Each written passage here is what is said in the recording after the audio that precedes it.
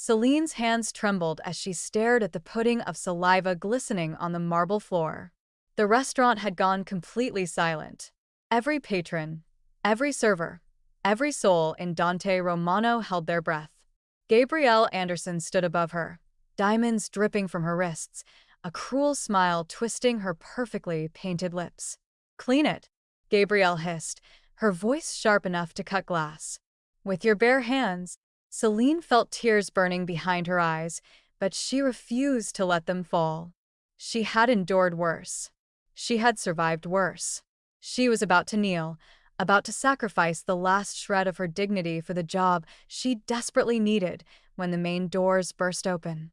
The temperature in the room seemed to drop 10 degrees. Heavy footsteps echoed across the marble.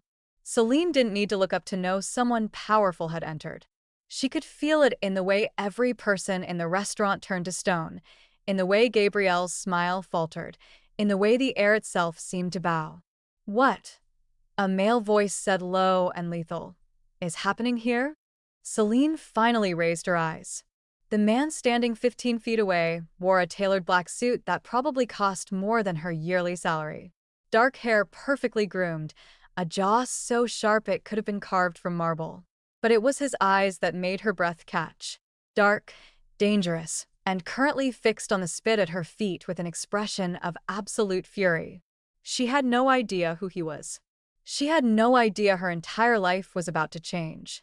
She only knew that when his gaze shifted to her face, something electric passed between them. Something that felt like destiny. If you want to discover how this moment transformed everything, how a single act of cruelty brought two souls together in the most unexpected way, subscribe to the channel and leave a comment telling us where you're watching from. Every view helps bring more stories like this one to life. 3 hours earlier, Celine had been running, not literally, though some days she felt like she was sprinting through life and still falling behind. She rushed from the bus stop to Dante Romano, the most exclusive Italian restaurant in New York City, adjusting her simple black uniform as she walked. Her reflection in the restaurant's gilded windows showed exactly what she was. A 26-year-old single mother working 2 jobs, exhaustion written in the shadows under her eyes. "You're late, Diego," the floor manager said the moment she entered through the staff door. 2 minutes, Celine replied, already tying her apron. The bus was, "I don't care about your transportation problems." Table 7 just sat down. VIP section. Celine grabbed her order pad and headed to the main dining room. Dante Romano was a study in old-world luxury, crystal chandeliers, white tablecloths, waiters who moved like dancers. She had worked here for 6 months, and she still felt out of place among the opulence. Table 7 sat in the restaurant's most prominent position, a circular booth beneath a Murano glass chandelier. The woman seated there made the expensive decor look cheap by comparison. Gabrielle Anderson. Celine recognized her from society pages, old money board positions, a husband who owned half of Manhattan's real estate. She wore a cream Chanel suit and enough diamonds to fund a small country. Her blonde hair was pulled into a severe chignon, and her blue eyes were as cold as Antarctic ice. "Good evening," Celine said with her professional smile. "Welcome to Dante Romano. May I start you with something to drink?" Gabrielle didn't look up from her phone. "Champagne Dom Perrin 2008 and tell the kitchen I want the chef's tasting menu, but absolutely no tomatoes. I'm allergic." "Of course, I'll have that right." "Are you still here?" Gabrielle's eyes finally lifted, raking over Celine with undisguised contempt. "I gave you my order." "Go." Celine's jaw tightened, but she nodded and walked away. She had learned not to react. People like Gabrielle Anderson didn't see servers as human beings. They were props, furniture that occasionally brought food. She put in the order and returned with the champagne, presenting the bottle as Diego had trained her. Gabrielle waved her hand dismissively, and Celine poured with the careful precision her job demanded. "Finally," Gabrielle said to someone on her phone, "some semblance of service, though I don't know why they insist on hiring those people for fine dining establishments." The words hit Celine like a slap. She kept her face neutral, but her hand trembled slightly as she finished pouring. "Is there anything else I can get for you?" she asked quietly. "Yes, you can disappear." Celine walked back to the service station, her heart pounding. She had dealt with racism before, subtle comments, suspicious looks, clutched purses when she walked by, but there was something particularly venomous about Gabrielle Anderson, something that wanted to hurt. The next hour passed in tense service. Celine brought each course, and Gabrielle found fault with every single one. The soup was too hot. The pasta was too cold. The presentation was unacceptable. Each complaint was delivered with increasing hostility and always with that same contemptuous look. Other waiters started giving Celine sympathetic glances. Diego pulled her aside at one point. "Just get through it," he said. "She's a regular big tipper for management." "She hasn't touched her food," Celine pointed out. "She's complaining just to complain." "Then smile and take it. That's the job." When Celine brought the main course, a beautiful V dish that the chef had personally overseen, Gabrielle stared at it for exactly 3 seconds before pushing the plate away. "This is unacceptable, ma'am. The chef prepared this exactly to your specifications." "Are you arguing with me?"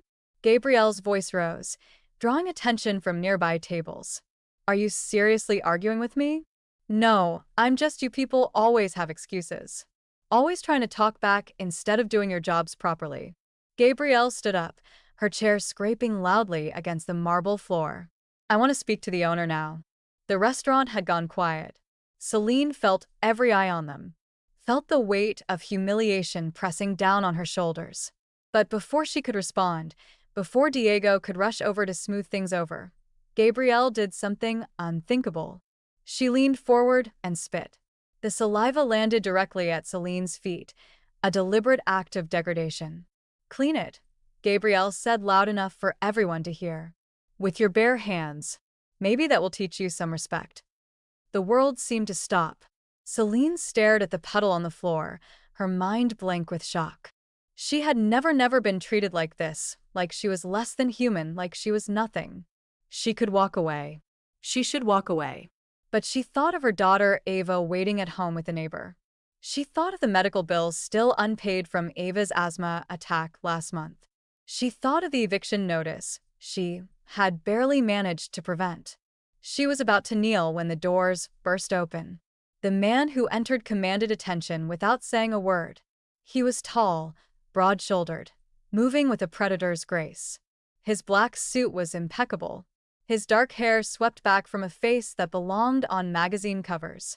But it was the aura around him that made everyone freeze. An aura of absolute power and barely controlled violence. For men in similar suits followed him, spreading out like a security detail. The restaurant staff immediately recognized something Celine didn't. This was not a man you crossed. This was not a man you even inconvenienced. "What?" he said, his voice carrying the slight trace of an Italian accent. "Is happening here?" His dark eyes scanned the scene. Constance standing with her arms crossed. Celine frozen beside the puddle on the floor. The entire restaurant watching like this was dinner theater. Those eyes settled on Celine's face, and something flickered in them. Surprise, recognition? It was gone too fast to name, but she felt it like an electric current running through her body. "This doesn't concern you," Constance said, recovering her composure. "This is between me and the incompetent help." The man's expression didn't change, but somehow he became infinitely more dangerous. "I am Bruno Rossi," he said quietly. "I own this restaurant. Everything here concerns me." The color drained from Gabrielle's face. Even Celine, who knew nothing about New York's power structures, understood she was watching a very wealthy woman realize she had made a terrible mistake.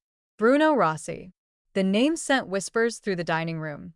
Celine didn't know why, but she felt the fear rippling outward like waves from a stone dropped in still water.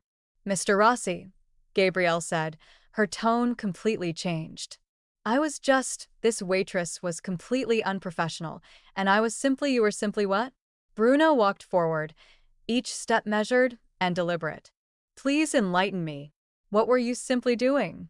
"She ruined my dinner. Every single course I have been a loyal patron." You spit at her feet. It wasn't a question. Somehow he knew. You demanded she clean it with her bare hands. She deserved careful. The single word cut through Gabrielle's protest like a blade. Very, very careful with your next words. Gabrielle's mouth opened and closed. Celine watched, still frozen, as the woman who had seemed so powerful moments ago literally shrank under Bruno's gaze. I want you to understand something, Bruno said, moving to stand between Gabrielle and Celine. When you attack my employees, you attack me. When you humiliate someone under my protection, you humiliate me, and I do not tolerate humiliation. She's just a what now? His voice dropped to something truly terrifying. Please finish that sentence. Silence. Bruno turned to Celine. Up close, he was even more striking. Dark eyes that saw everything, a jaw shadowed with perfectly groomed stubble, and a presence that made her heart race for entirely different reasons than fear. What is your name? He asked, his voice gentling. Celine Williams, sir. Celine. He said it carefully, like he was memorizing it. Did this woman spit at your feet? She could lie. She could de-escalate. But something about the way he looked at her, like she mattered, like her dignity was worth defending, made her tell the truth. Yes, sir. Bruno nodded once. Then he turned back to Gabrielle. Get on your knees. The restaurant erupted in shocked murmurs. Gabrielle's eyes went wide. Excuse me? You heard me get on your knees and clean what you did with your bare hands since you thought it was appropriate to demand that of someone else. You can't. I won't. Do you know who my husband is? I know exactly who your husband is. I own the building his company leases for their headquarters. Would you like me to call him? Ask him if he thinks his wife should face consequences for her actions. Bruno pulled out his phone. Or, would you prefer to clean the floor?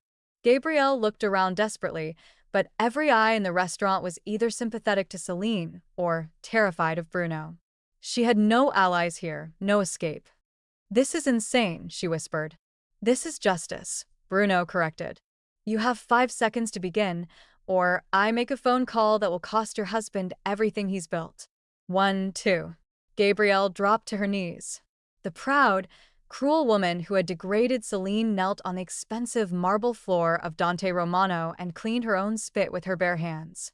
Diamonds dragging against stone, designer suit ruined, while everyone watched. Celine felt tears in her eyes, not from humiliation now, but from something else entirely. Someone had stood up for her.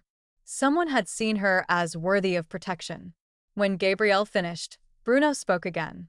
You are banned from all my establishments. If you set foot in any property I own, you'll be escorted out by security. And Mrs. Anderson? Gabrielle looked up, mascara running, rage and humiliation wearing on her face. If I ever hear of you treating anyone the way you treated Celine tonight, your husband will find his company mysteriously unable to secure financing, permits, or contracts anywhere in this city. Do we understand each other? Yes, she spat. Yes, what? Yes, Mr. Rossi. Good. Now leave my restaurant. Gabrielle practically ran for the exit, and the moment she disappeared, the entire restaurant erupted in applause. Celine stood there overwhelmed as Bruno turned back to her. Are you all right?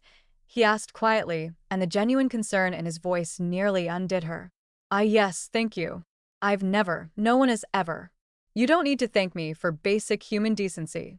His eyes searched her face. But you're shaking. Come my office. You need a moment. I should get back to work. I own the restaurant, Celine. I'm giving you permission to take a moment. He offered his hand. Scarred knuckles, strong fingers, a hand that had just defended her honor. Please. She took his hand, and the contact sent electricity racing up her arm. As Bruno led her through the restaurant, past staring diners and shocked staff, Celine had no idea that the man protecting her was the most dangerous criminal in New York. She had no idea that destiny had just thrown them together. She only knew that for the first time in her life, someone had seen her, really seen her, and everything was about to change. Bruno's office was nothing like Celine expected. She had imagined something cold and corporate, all glass and steel. Instead, she found herself in a room that felt like it had been transported from Italy. Warm wood paneling, leather furniture worn soft with age, bookshelves filled with actual books. A window overlooked the restaurant's garden currently lit with string lights that made everything look magical. Sit, Bruno said, gesturing to a leather couch. I'll get you water. Really? I'm fine. You're not fine. Your hands are still shaking. He moved to a small bar in the corner and she noticed how he moved. Controlled, economical, like every gesture had purpose. Water or something stronger. Water is good. He brought her a glass and sat in the chair across from her, not crowding her space, but close enough that she could smell his cologne, something expensive and distinctly masculine. How long have you worked here? He asked. 6 months, and tonight. Has that woman been here before? A few times. She's always difficult. Difficult? Bruno's jaw tightened. That's a generous word for what she is. Has anyone else treated you like that? Celine hesitated. The truth was complicated. Not that badly, but I'm used to people looking at me like I don't belong in places like this. Something dark flashed across his face. You belong anywhere you choose to be. The conviction in his voice made her throat tight. She took a sip of water, trying to steady herself.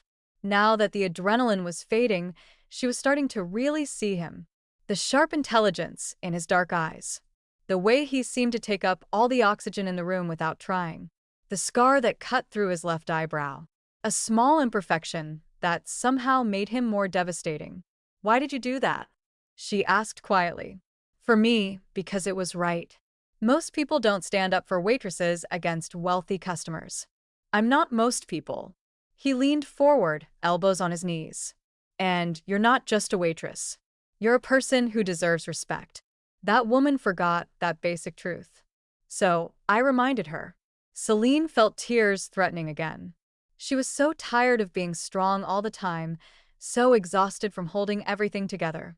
Having someone, especially someone like him, defend her without hesitation was almost too much to process. I should get back to work, she said, standing. Thank you again, Mr. Rossi. Bruno. He stood as well, his height suddenly very apparent. She was tall at 5 feet 8 inches, but he still had several inches on her. Call me Bruno. That doesn't seem very professional. Neither was what I just did to one of New York's elite. A slight smile touched his lips. I think we're past formalities, don't you? She couldn't help but smile back. Maybe, Celine. The way he said her name sent warmth through her chest. I want you to know if anyone ever treats you that way again, you tell me immediately. You're under my protection now. The words should have sounded presumptuous. Instead, they felt like a promise, like safety. I can take care of myself, she said softly. I know you can, but you shouldn't have to. Not alone. Before she could respond, his phone buzzed. He glanced at it, and his expression shifted, still controlled. But she saw something harder underneath. I need to take this, he said. But Celine, take the rest of the night off. Paid. You've been through enough. I need the hours. I'll make sure you're compensated for a full shift. Go home to your family. She froze. How did you know I have a family? You have a photo in your locker. A little girl. I saw it when I was inspecting the staff areas last month. He had noticed her daughter's photo. He had been paying attention, even then before tonight's incident. The realization made her heart skip. Her name is Ava, Celine found herself saying. She's 4. Bruno's expression softened in a way that transformed him. She's beautiful. She has your eyes. Thank you. Celine moved toward the door, then paused. Bruno, tonight it meant something. What you did more than you probably know. It meant something to me too, he said quietly. More than you know. Their eyes met, and for a suspended moment the air between them felt charged with possibility. Then his phone buzzed again, insistent, and the moment broke. If you're enjoying this story and want to see what happens next, please subscribe to our channel and let us know in the comments where you're watching from. Your support means everything to us as we continue bringing these stories to life. Celine left the office, but she could feel his gaze following her. She took the bus home to Queens, her mind replaying everything. Bruno Rossi. The way he had stood up for her, the way he had looked at her, not like she was invisible or less than, but like she was someone worth protecting. It was dangerous to think about him that way. Men like that didn't end up with women like her. He probably had a beautiful socialite girlfriend, someone who understood his world of wealth and power. But she couldn't stop thinking about his eyes. The apartment she shared with Ava was tiny. One bedroom, a kitchen barely big enough to turn around in, a living room that served as dining room and play area, but it was clean and it was theirs. And when she opened the door, Ava came running. Mama. Celine scooped up her daughter, breathing in the scent of baby shampoo and innocence. This was why she endured everything. Why she worked 2 jobs and rode the bus for hours each day. This little girl was her whole world. Hey, baby. Were you good for Mrs. Chun? So good. We made cookies and she let me help. Mrs. Chun, their elderly neighbor, appeared from the kitchen with a smile. She's an angel. You have a wonderful daughter, Celine.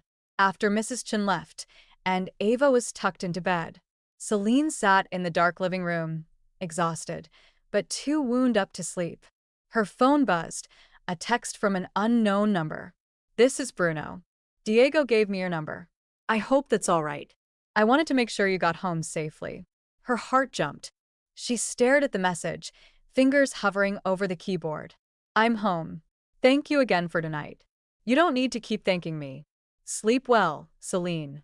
She fell asleep with her phone in her hand, not knowing that across the city, Bruno was staring at her employee file, memorizing every detail, not knowing that he had already instructed his people to run a background check.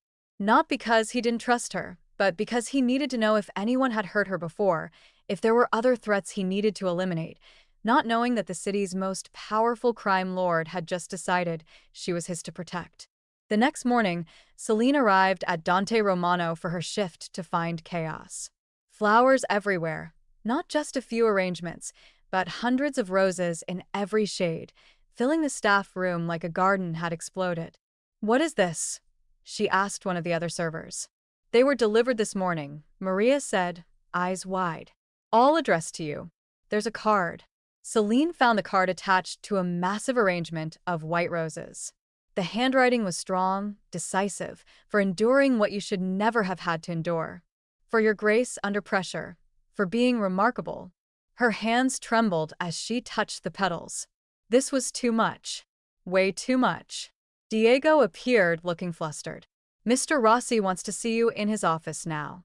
She climbed the stairs on shaky legs, knocked on the door she had left just hours ago. Come in. Bruno sat behind a massive desk and in daylight streaming through the windows. He was even more devastating. He wore a charcoal suit today, white shirt open at the collar, and when he saw her, he stood immediately. The flowers, she started. It's too much. I can't accept. They're not a transaction, Celine. They're an apology. You didn't do anything wrong. I own this restaurant. What happened to you happened in my establishment. That makes it my responsibility. He moved around the desk. I should have been here. I should have intervened sooner. You couldn't have known. I should have. There was something almost fierce in his voice. I won't let it happen again. Bruno, I appreciate the gesture, but people are going to talk. The other servers already think. Let them talk. He was close now, close enough that she had to tilt her head back to meet his eyes. I don't care what anyone thinks. I care. I need this job. I can't afford rumors or complications. Something shifted in his expression. Understanding maybe, or respect for her honesty. You're right, he said quietly. I apologize. I wasn't thinking about how this might affect you. Would you like me to have the flowers removed? The fact that he asked that he immediately respected her boundaries made something in her chest ache. No, she heard herself say. Just maybe not so many next time. His smile was slow and absolutely lethal. So, there will be a next time. I didn't mean that's not what I, Celine. He said her name like a caress. Would you have dinner with me? Her heart stopped. What? Dinner tonight? Not here. Somewhere else. Somewhere we can talk without the restaurant politics. You're my boss. I'm asking as Bruno, not as the owner of Dante. This is crazy. We don't even know each other. Then let's change that. He took a step back, giving her space. One dinner. If you hate it, we never speak of it again. But I think you feel it too. This connection. She did feel it. God help her. She felt it like a live wire running between them. I have a daughter, she blurted out. A 4-year-old daughter. I'm a single mother with 2 jobs and student loans and a car that barely runs. I'm not. I don't fit in your world, Bruno. My world, he said softly, would be lucky to have you in it. The sincerity in his voice almost broke her. She thought about saying no, about protecting herself from inevitable heartbreak. But when was the last time someone had looked at her the way he was looking at her now, like she was precious, like she mattered? One dinner, she whispered. His smile could have lit the entire city. One dinner, he agreed. I'll pick you up at 7. How do you know where I live? Something flickered in his eyes. Something that might have been guilt. Your employee file has your address. She should be concerned about that. Instead, she found herself smiling. That's a little creepy, you know. I have many faults, Celine, but I promise you I would never hurt you. Looking into his eyes, she believed him.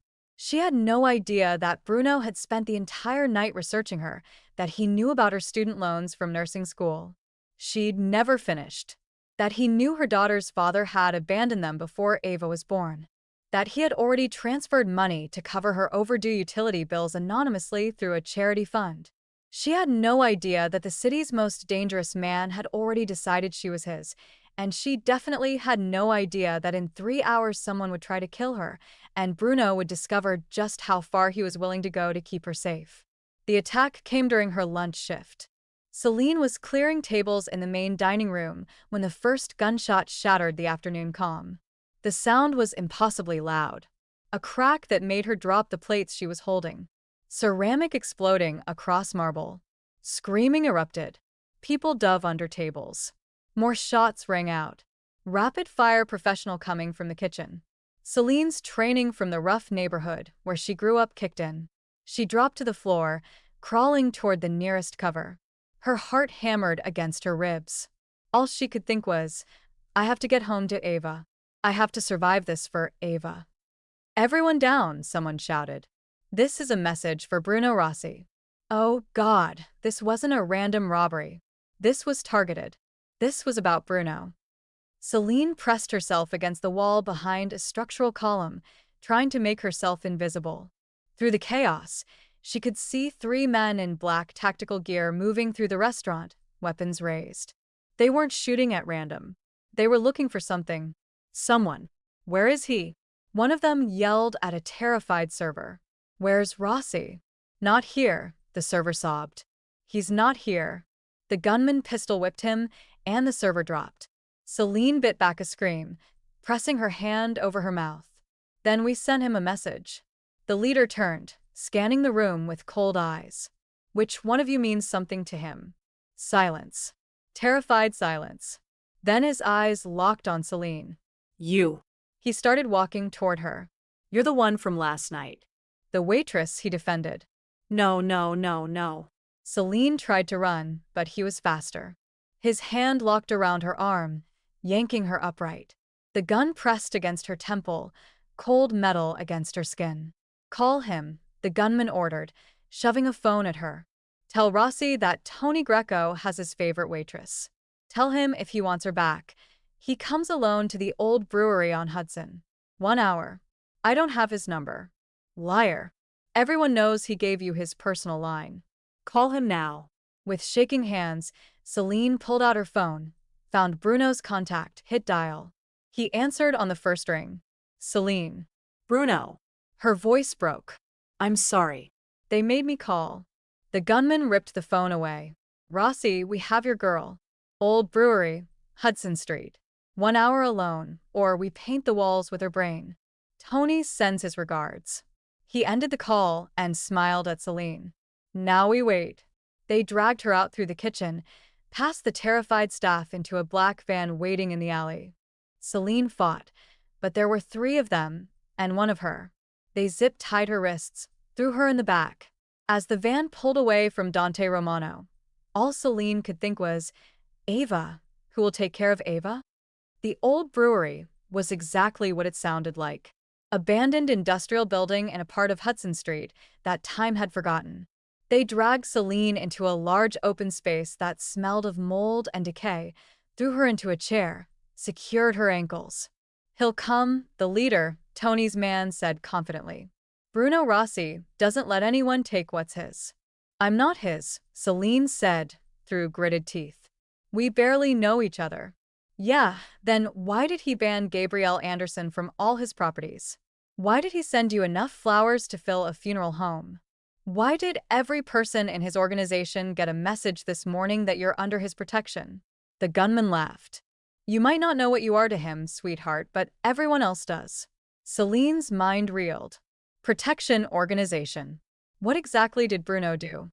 She didn't have long to wonder. Exactly 53 minutes after the phone call, the brewery's main door exploded inward. Bruno strode through the smoke and debris like an avenging angel. He wore all black tactical gear that hugged his muscular frame, weapons visible at his hips and thighs. But it was his face that made Celine's breath catch. Gone was the sophisticated restaurant owner. This was someone else entirely. Someone terrifying. This was the real Bruno Rossi. Let her go. His voice was absolutely calm, which somehow made it more frightening. You came alone? Tony's man seemed surprised. I expected you expected wrong about many things. Bruno's dark eyes found Celine across the warehouse. Are you hurt? She shook her head, unable to speak. Good. He turned back to the gunman. Here's how this works. You release her. You walk away. You tell Tony that if he ever threatens what's mine again, I will erase his entire bloodline from existence. Bold words for a man outnumbered 3-1. Bruno smiled. It was the most dangerous expression Celine had ever seen. 3:1. He tilted his head slightly. I think you miscounted. Red laser sights suddenly dotted the gunmen's chests. Dozens of them from every angle. The gunman spun, but there was nowhere to hide. The warehouse was surrounded. I said I would come alone, Bruno said quietly. I never said my men would stay away. I don't take chances with things that matter. The lead gunman's face went white. Rossi, untie her now. They rushed to comply, cutting Celine's bonds with shaking hands. The moment she was free, Bruno was there, pulling her against his chest, his arms coming around her like steel bands. I've got you, he murmured against her hair. You're safe now. I promise you're safe. Celine clung to him, her entire body shaking with reaction. He was solid and warm and alive, and for the first time since the gunshots started, she let herself believe she might survive this. Get them out of here, Bruno ordered over her head. I want them delivered to Tony with a message. Touch her again, and I won't be merciful. His men moved in, and Celine heard the gunmen being dragged away, their protests fading. Then it was just her and Bruno in the abandoned warehouse, his arms still around her, his heart beating steady beneath her ear. I'm sorry, he said softly. This is my fault. I should have known Tony would target you. I should have protected you better. How could you have known? Because this is my world. Violence. Revenge. Enemies who strike at anything I care about. He pulled back just enough to look at her face, his hands cupping her cheeks. I should have stayed away from you. I should have known this would put you in danger. Bruno, but I couldn't. His voice roughened. From the first moment I saw you standing there with your dignity intact, despite that woman's cruelty, I couldn't stay away. And now you're caught up in something you never asked for. Celine looked up at him, at this man who was clearly far more than a restaurant owner, far more dangerous than she had imagined, and made a choice. Then tell me, she said, tell me who you really are. He searched her eyes, and she saw the moment he decided to trust her. I'm the head of the Rossi family, he said quietly. My father built an empire, some of it legal, much of it not. When he died 3 years ago, I inherited everything: the businesses, the territory, the enemies.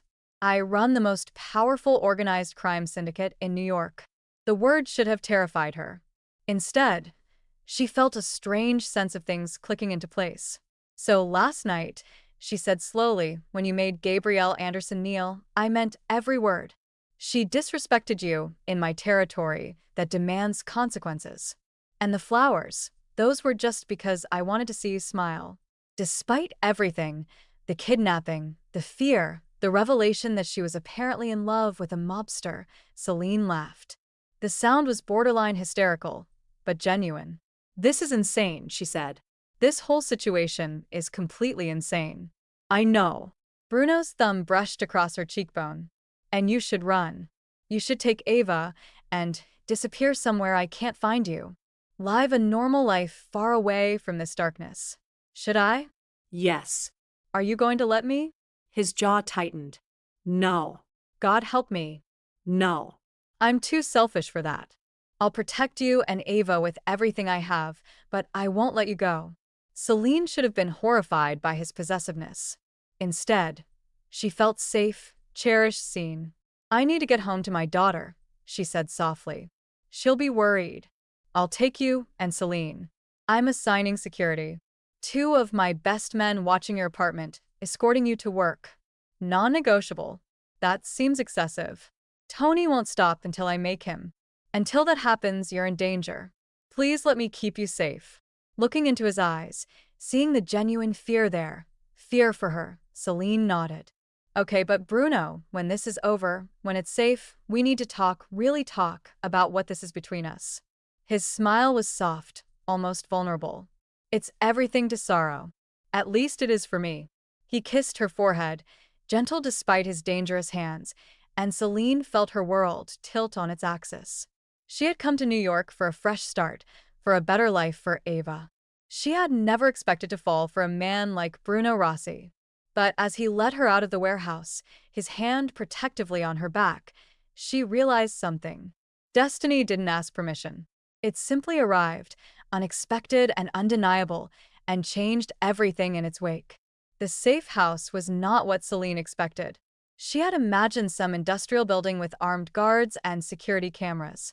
Instead, Bruno brought her and Ava to a brownstone in Brooklyn, beautiful, warm, with a garden out back and a room already prepared for a little girl, complete with toys and books. How did you? Celine turned to Bruno, who stood in the doorway of Ava's new room. When did you have time to set this up? I had people working on it while we were at the warehouse. He looked almost embarrassed. I wanted Ava to feel comfortable, safe.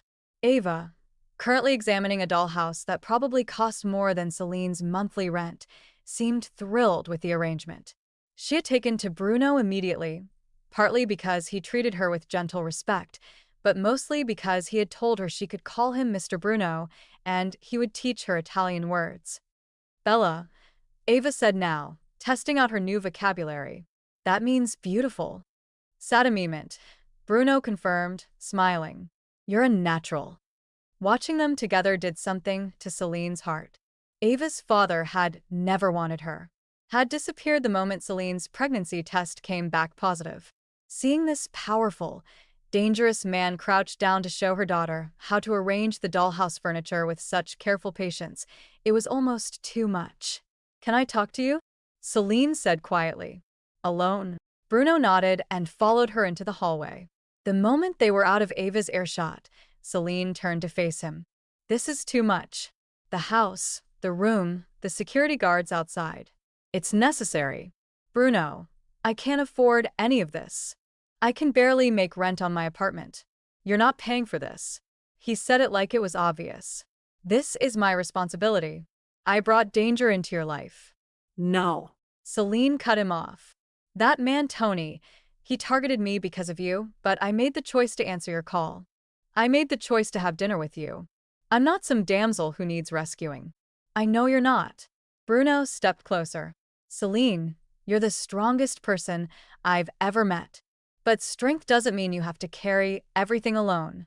I've been alone since I was 17. Since my parents kicked me out for getting pregnant. I've built a life for Ava on my own, and I'm proud of that. You should be proud. But let me help, please. His voice dropped. Let me take care of you, both of you. Why? The question burst out of her. Why do you care so much? We've known each other for 2 days. Bruno was quiet for a long moment. When he spoke, his voice was raw with honesty. Because when I saw Gabrielle Anderson spit at your feet, something in me snapped.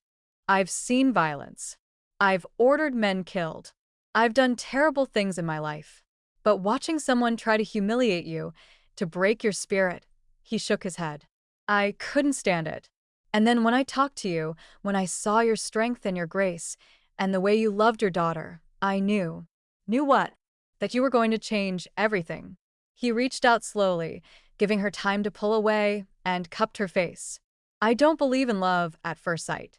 I believe in power and loyalty and calculated risks. But you, Celine Williams, you walked into my restaurant and turned my entire world upside down.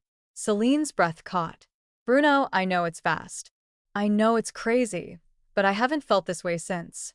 He stopped, pain flashing across his face. Since what? I was engaged once 5 years ago. Her name was Isabella.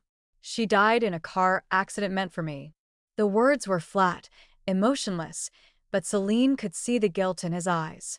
My enemies killed her because she was close to me because I loved her. So, I swore I would never let anyone get close again. Never put someone I care about in danger. But you're putting me in danger. I know, and it's selfish and wrong, and I should let you go, but I can't. His thumb brushed across her cheekbone. You make me want to be someone better, someone worthy of that way you look at me, like I'm a good man despite everything you know about me. Celine knew she should be smart, should take Ava and run far away from this beautiful broken man and his world of violence. But she thought about his gentleness with her daughter, his rage on her behalf, the way he had literally gone to war to bring her home safely. I don't think you're a good man, she said softly. Pain flashed in his eyes, but she continued, I think you're a complex man, someone who does dark things for reasons I don't fully understand, but I also think you have honor and protection for those you care about and a capacity for love that you've locked away because you're terrified of losing someone again. Shanice, I'm scared, too, she admitted. Terrified because I'm falling for you, and that's the most dangerous thing I could possibly do. Not because of your enemies. Because if I let myself love you, and you break my heart, I don't know if I'll survive it. Bruno pulled her close, his forehead resting against hers. I would never intentionally hurt you ever. I know, but life hurts people. Your life especially. Then let me protect you from it. Let me keep you and me safe while I end this threat. Tony Greco made a mistake when he targeted you. He won't make another. There was something dark in his voice, a promise of violence that should have frightened her. Instead, she felt safe. What are you going to do? She asked. Whatever is necessary. He pulled back to look at her. But you don't need to know the details. I won't drag you deeper into that darkness. Too late. I'm already in it. Then let me be the one who keeps it from touching you. Before Celine could respond, Ava's voice called from the bedroom. Mama, Mr. Bruno, come see what I made. They went back to the room to find Ava had arranged the entire dollhouse, complete with a family of dolls. Celine's heart clenched when she saw the setup. A mother doll, a daughter doll, and a father doll she had positioned protectively at the door. That's us, Ava announced proudly. A family. Bruno and Celine's eyes met over the little girl's head. The moment was heavy with possibility and fear, and something that felt dangerously close to love.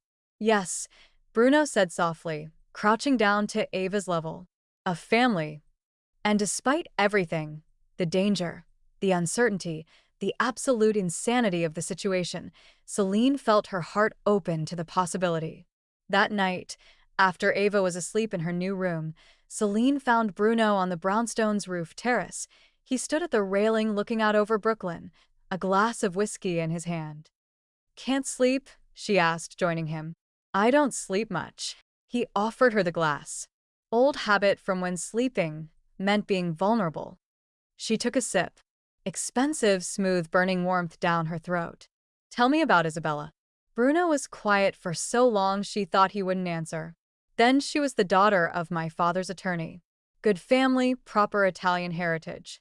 We were expected to marry, and I went along with it, because that's what you did in my world. But then I got to know her, and she was brilliant funny. She saw through all my walls. He paused. I loved her. Not the way he stopped himself. Not the way you what? He turned to face her, and the look in his eyes made her breath catch. Not the way I feel about you. What I felt for Isabella was real, but it was expected. Safe? This thing between us, Celine, it's not safe at all. It's terrifying and irrational and completely wrong for both of us. Then, why does it feel so right? I don't know.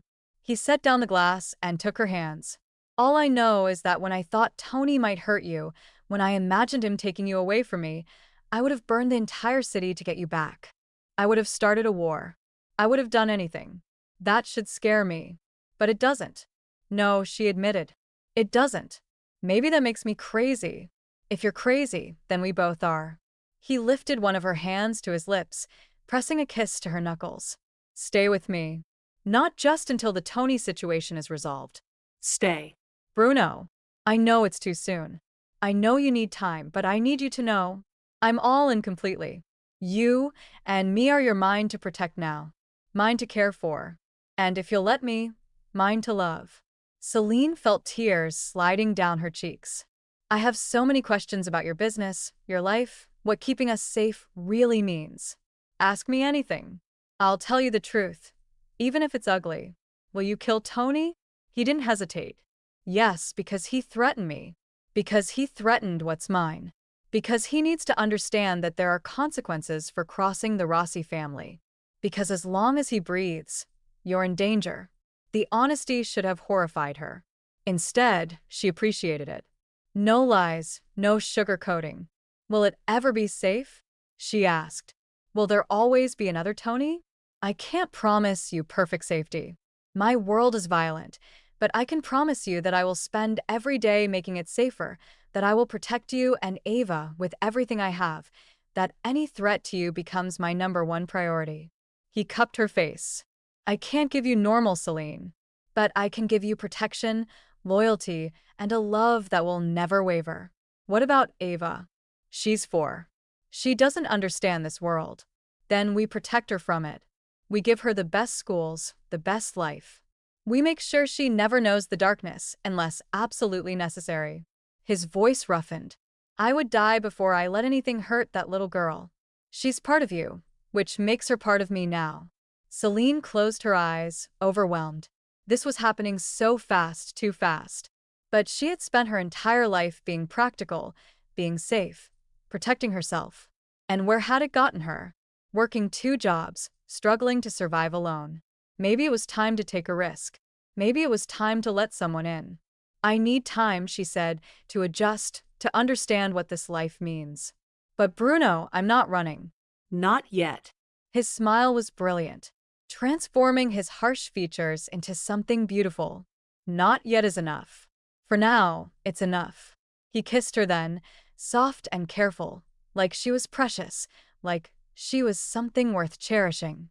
And Celine kissed him back, tasting whiskey and promise, and the beginning of something that terrified and thrilled her in equal measure. When they finally pulled apart, Bruno rested his forehead against hers. Tomorrow I end this with Tony, and then we start figuring out what this is, what we can be together, she whispered. Together, he confirmed. Always. The war with Tony Greco lasted exactly 3 days. Celine didn't see most of it. Bruno kept her and Ava safe in the brownstone, guarded by a rotating team of his most trusted men. But she heard the reports, saw the tension in Bruno's shoulders when he came home each night, blood sometimes on his knuckles that he tried to hide. She should have been horrified. Instead, she bandaged his hands and held him while he slept fitfully beside her, ready to wake at any sound. On the 3rd day, Bruno came home early. He found Celine in the kitchen teaching Ava how to make cookies, and the sight of them flour on both their faces laughing together made him stop in the doorway. It's over, he said quietly. Celine looked up, searched his face. Tony gone. He won't bother us again. None of his people will. She didn't ask for details. She had learned that some things were better left in the darkness where they belonged. So, we're safe. As we can be in my world. Bruno moved into the kitchen and Ava immediately ran to him. Mr. Bruno, look. We made cookies shaped like stars. He scooped her up and the little girl giggled, wrapping her arms around his neck. The ease between them, the natural affection made Celine's throat tight.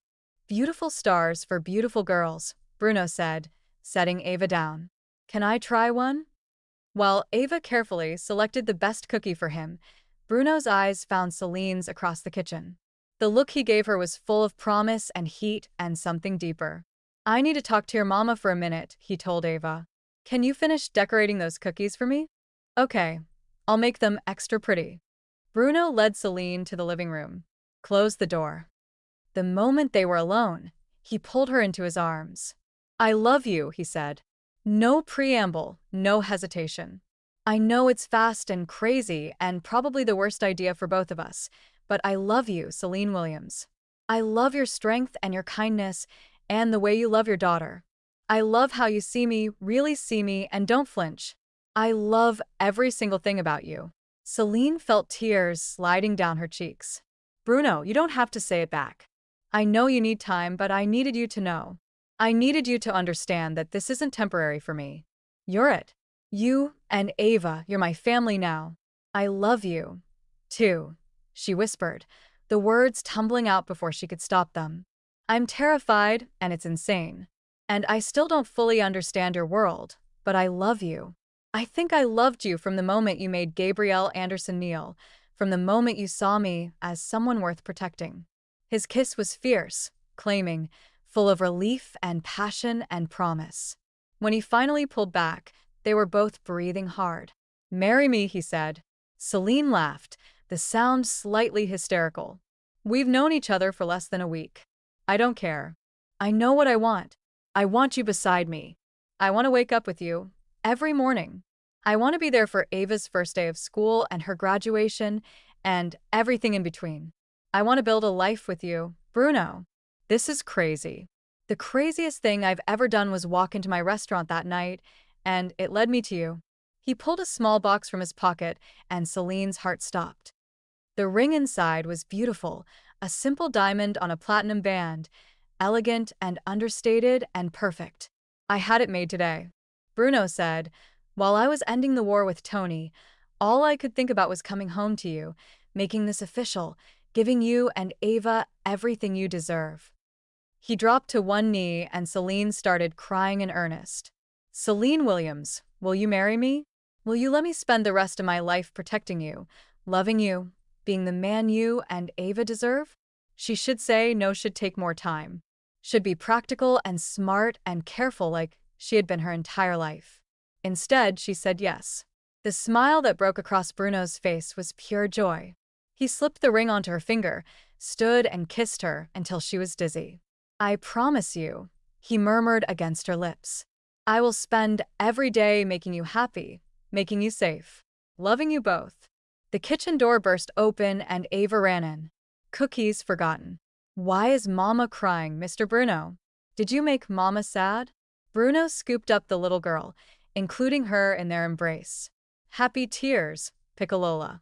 Your mama just agreed to marry me, which means I get to be part of your family, if that's okay with you.